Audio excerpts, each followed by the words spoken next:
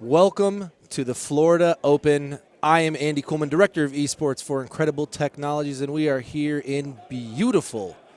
Let me channel Longino. Hold on. In beautiful St. Cloud, Florida, here for the Florida Open on the National Golden Tee Tour, powered by Power Events. Awesome event going on this weekend. We have the first ever women's tournament. They're qualifying right now. We got qualifiers going on right now. We're going to take in just a minute, we're going to take a look. There you see the man, the myth, the legend, Paul Luna himself, lining up his shot. We got all sorts of people playing right now. You got McCook on the other machine as well. We're going to pull up, I think we're going to pull up the quad view. We're going to get both these games going at the same time so you guys can see. Nice little crowd is kind of gathered behind these groups. These are awesome groups today, by the way. Just outstanding groups that Steve brought to us. Luna, Churchill, and Gilliard. Apologies if I pronounce it horribly. And Brewer, Wilson, Cleary on the other machine. Yeah, we're gonna have some interesting matches. I thought I saw McCook earlier, though. Am I wrong? Is McCook not playing right now? I see the camo Crocs in the background. I think that's McCook. I might be wrong here. So that is McCook. It is, okay, so it's McCook, Wilson, and Cleary on that machine. McCook rocking out those camo Crocs, looking fresh as hell. Look at this guy right now. Challenging CJ in style terms right now. You know, you might have the Yeezys. Well, you don't have the camouflage Croc Yeezys like McCook does. So anyway, a lot of great Golden Tee action going on today. I'm going to sit in here for just a little bit. I do have a stream to run. I also want to throw a monstrous shout-out to Richard King. I'm going to be honest with you guys. We would not be live right now, probably, if it wasn't for King. Yesterday, we had some PC issues. We had to do a little bit of a rebuild on the PC, and we had internet issues, so we had to do some networking as well. Walked into the venue today, and nothing is working. So very frustrating for me and PJ. But, you know, I grabbed, you know, we tried to tech it ourselves. I grabbed King. Oof, unfortunate kickback off the palm tree right there. So, yeah, he sat there with me, and we essentially did a little rebuild on my PC this morning, and we were able to get it up and going. So, you know, I think I would probably still be frustrated trying to tech that right now if I didn't have the cool, calm, collected mind of Richard King. So big shout out to him. Much appreciated, King. Thanks again for your help. You are invaluable to the community, as I'm sure they already know. So here we go. We got qualifying underway here at the Florida Open. All sorts of awesome players. I want to know in the chat, you guys in the chat right now, let me know who is your pick for this weekend. You get two picks. This is what me and PJ do every event. We pick two people. And if you win the previous event, by our rules, if you win the previous event, you get to hold on to your pick. Last event, PJ did pick Grover, so he held on to Grover. Me having next pick, I snapped up Luna and Mr. Fox because he does quite well in. But you know what? I still haven't seen Fox. I think I need to change my pick. I don't know if Fox is here. That might have been a mistake picking Fox. But I know he does well in Orlando, so that was part of the reason I wanted to get him in. Yeah, Joey D'Angelo, Gossett, that's a great pick right there. Gossett is an animal. You know, he's an outstanding player and so cool, calm, and collected under pressure. The only thing that he loses to is players who are playing out of their minds. You know, to two betters type deal. You know. And that's just, you know, Gossett is definitely due for a win. He was one of my picks to win Worlds. I thought that he was going to make a monster run there, and he's definitely due. He's definitely due. So that's a great pick.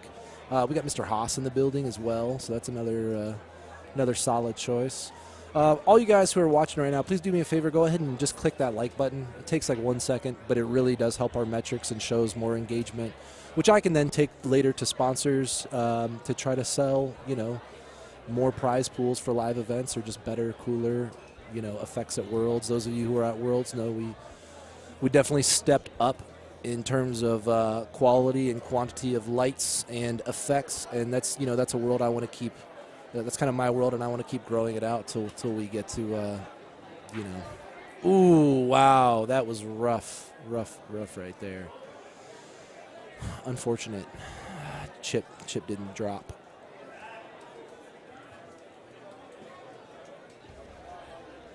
No, I'm just so happy to be live right now, guys. I was honestly super stressed out and worried we weren't going to be able to get this broadcast up in time. With all the computer issues, it's been a very, very rough weekend for my computer. That thing is like, unfortunately, like I think it really needs just a complete and total rebuild and general servicing is really where I'm at with it. And we got another event. We got the Windy City Open for mobile in 2 weeks, so I don't have too much time to completely rebuild and reservice that PC. So we're gonna have to figure it out. Oh, we got Mouth in the chat. What's up, Mouth? I see Mr. Tressler. Good to see you joining us. You got the pick on McCook. McCook is a gangster pick, man. He's such a badass player. He's under pressure. He's an animal. That match with him at Worlds was lights out. Some of the best golden tee I've ever produced in my life. So, taking that it was that hole out into overtime was just, insane play out of McCook. He's a statue under pressure. The guy holds tall. You don't see him crumble. He rarely loses games from his own crumbling. It's just typically somebody holes out once or twice more than him, and that's how he ends up dropping the match. So yeah, McCook's a great pick, and thanks for joining us, Travis. Glad to see you enjoying the broadcast here. See a lot of shots of the week on this hole number 9 here. But this isn't really a get after it type look. This kind of a layup and figure out how you're going to attack the pin post type situation. And that seems to be what all players are doing here. McCook also doing that as well. So nobody's going to do anything crazy here. They're going to play safe, play smart, take their birdie, and move on.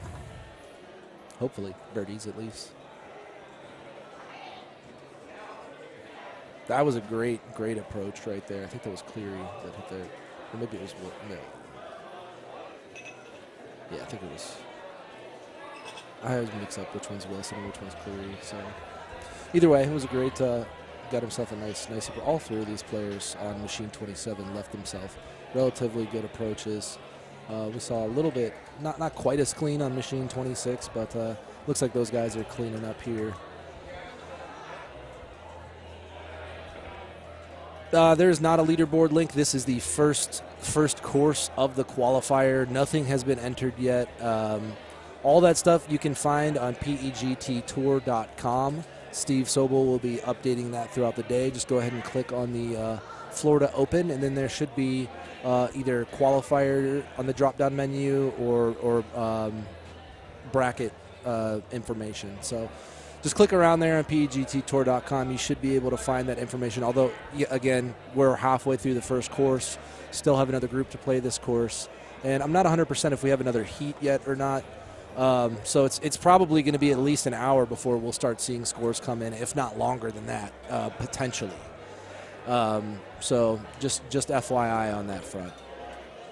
Going into hole 10 here. Everybody's taking it to the island here, as they should. Yep. Oh, man, Mouth, I really wish you were here at the event. I'd love to have you in the booth. I know. I hope you're recovering well and feeling halfway decent.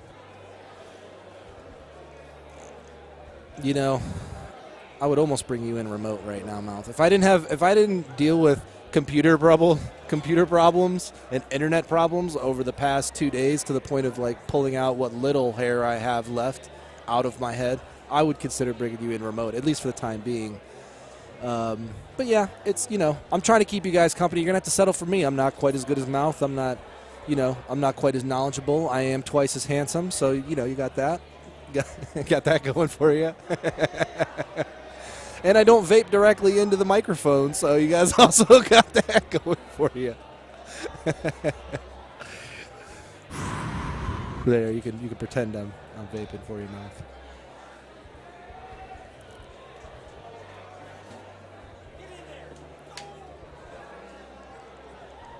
Yes, we will, Liz. We will absolutely be showing ladies matches, and I think that we're actually going to stream potentially the losers, the King of the Hill and Grand Finals from the ladies. I know at least we're going to do the Grand Finals from the ladies' side. A lot of it shapes up to how the schedule is running tomorrow. That's going to kind of dictate where we're at in terms of timing in the day. No matter what, we're going to do the Grand Finals. There was also a prize pool boost to the purple bracket as well, so we're going to be showing the Grand Finals of purple as well, possibly King of the Hill for that match as well. So we got tons and tons of awesome Golden Tee action coming at you guys this weekend. We will be showing some of the ladies' matches, showing some purple stuff. Whoa, Luna almost doing the dirt right there. Oh, man, what a shot. He's ready to qualify. You could tell just that shot right there. That man is dialed in, ready to go.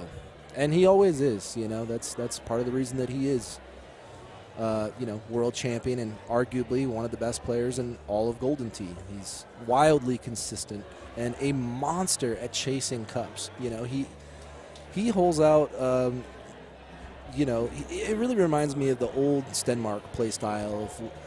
Like, if the pressure's on, his chances to hole out are significantly increased, it seems, to what they would normally be at the hole. Like, the added pressure is almost an enhancement for the play, which is part of the reason that he is, he is the monster player that he is. But we got a lot of strong players here this weekend. It really is anybody's tournament. Qualifying is definitely going to help position people and, potentially jockey some people out of the cut. But I really don't expect anything too crazy this weekend. I think that we'll see, in my opinion, a top four that would look something like, I expect Luna, Grover, Haas, and, your fourth could easily be, a GVK, a Wengler. Gosh, there's so many guys I'm forgetting here. But, yeah, there's just a lot of outstanding talent in the field, and everybody showed up to play. A lot of people got their game faces on, and they're putting in the work, as you can see.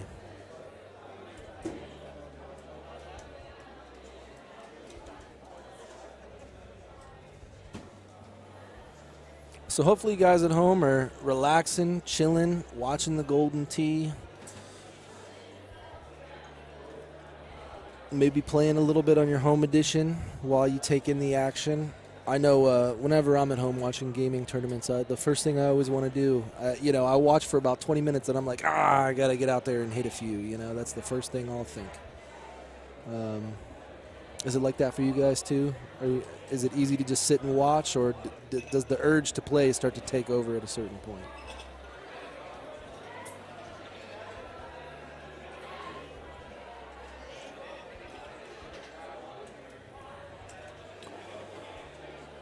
Going into hole 12 here.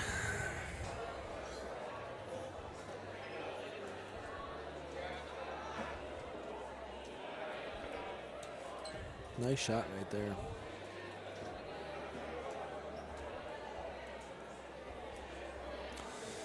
Well, all right, guys. I think that I've hit about the end of the road for as much as I can talk right now. I don't want to throw my voice out because I got a lot going on this weekend. So I'm going to go try to find some knowledgeable Golden Tee bangers, if you will, to hop in on the mic. So just bear with us. Enjoy the action. Thanks again for joining us. Make sure to hit that like button, share, subscribe, all that fun stuff. And have an incredible time watching today.